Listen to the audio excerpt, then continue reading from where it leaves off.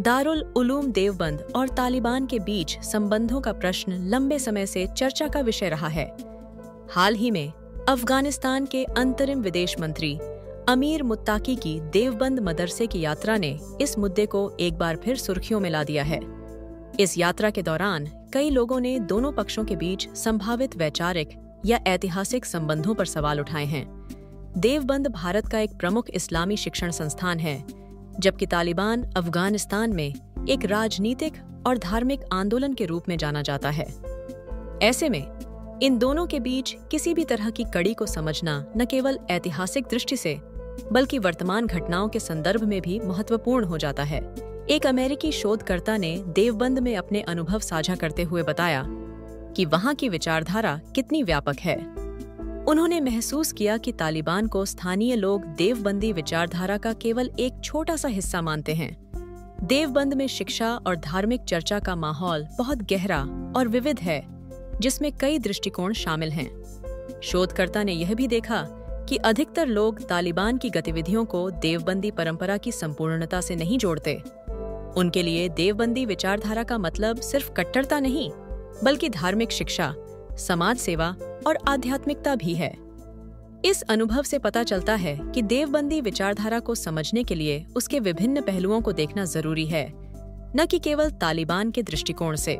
देवबंदी विचारधारा की उत्पत्ति 19वीं सदी के भारत में हुई थी, जब इस्लामी शिक्षा और सुधार के उद्देश्य से दारुल उलूम देवबंद की स्थापना की गई थी।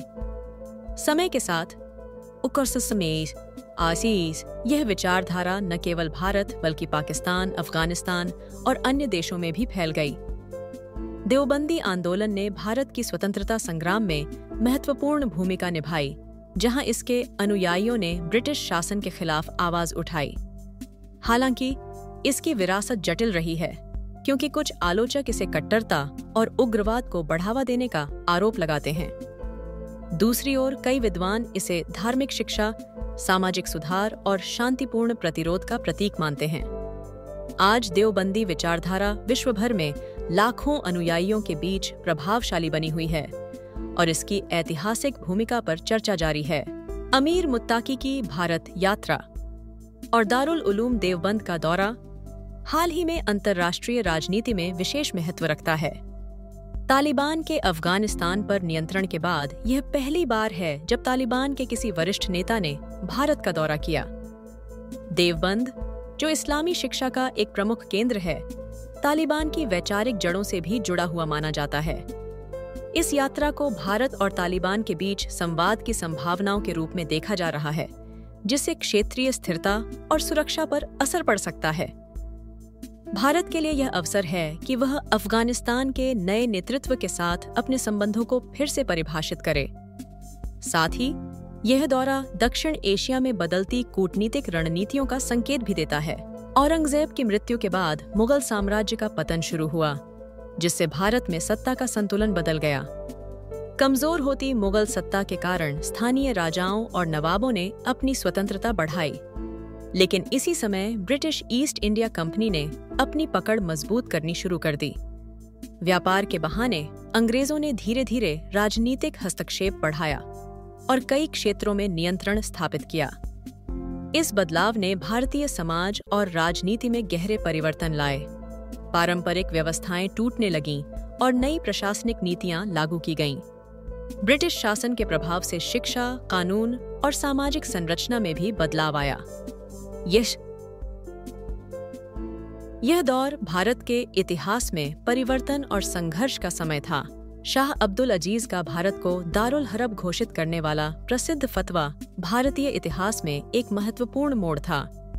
इस फतवे के अनुसार भारत अब एक ऐसा क्षेत्र माना गया जहां इस्लामिक कानून लागू नहीं था और मुसलमानों को अपनी धार्मिक पहचान और अधिकारों की रक्षा के लिए संघर्ष करना आवश्यक हो गया। इस निर्णय ने इस्लामी विद्वानों की भूमिका को केवल धार्मिक शिक्षकों से बढ़ाकर सामाजिक और राजनीतिक मार्गदर्शक बना दिया। उन्होंने समुदाय को संगठित करने, जागरूकता फैलाने और सामाजिक सुधारों में सक्रिय भागीदारी निभाने की प्रेरणा दी। शाह अब्दुल अजीज के इस फतवे ने मुस्लिम समाज में नेतृत्व की नई जिम्मेदारियां और चुनौतियां प्रस्तुत कीं, जिससे उनकी भूमिका समाज में और अधिक प्रभावशाली हो गई। फतवे के प्रभाव ने ब्रिटिश शासन के तहत मुसलमानों के लिए अनुकूलन के नए रास्ते खोल दिए। इस दौर में समुदाय के भीतर यह चर्चा और शुरू कि बदलते समय में किस तरह प्रतिक्रिया दी जाए। कुछ लोगों ने पारंपरिक मूल्यों को बनाए रखने पर जोर दिया, जबकि अन्य ने आधुनिकता के साथ तालमेल बैठाने की वकालत की। इन मतभेदों ने मुस्लिम समाज में विचारों की विविधता को जन्म दिया। ब्रिटिश कानून और सामाजिक बदलावों के बीच मुसलमानों ने अपनी धार्मिक और सामाजिक पहचान को बनाए रखने के लिए विभिन्न रणनीतियां अपनाईं। इस प्रक्रिया में नए नेतृत्व और विचारधाराएं भी उभर कर सामने आईं। भारत में मुस्लिम समुदाय के बीच सुधारवादी आंदोलनों का उदय हुआ, जिसमें सैयद अहमद बरेलवी और शाह मोहम्मद इस्माइल शहीद जैसी प्रमुख हस्तियों ने नेतृत्व किया। इन नेताओं ने धार्मिक और सामाजिक सुधारों की आवश्यकता पर जोर दिया। उनका उद्देश्य था कि समाज में व्याप्त रूढ़ियों और अंधविश्वासों को दूर किया जाए। उन्होंने इस्लाम की मूल शिक्षाओं की ओर लौटने की अपील की और सामाजिक न्याय की स्थापना को महत्व दिया।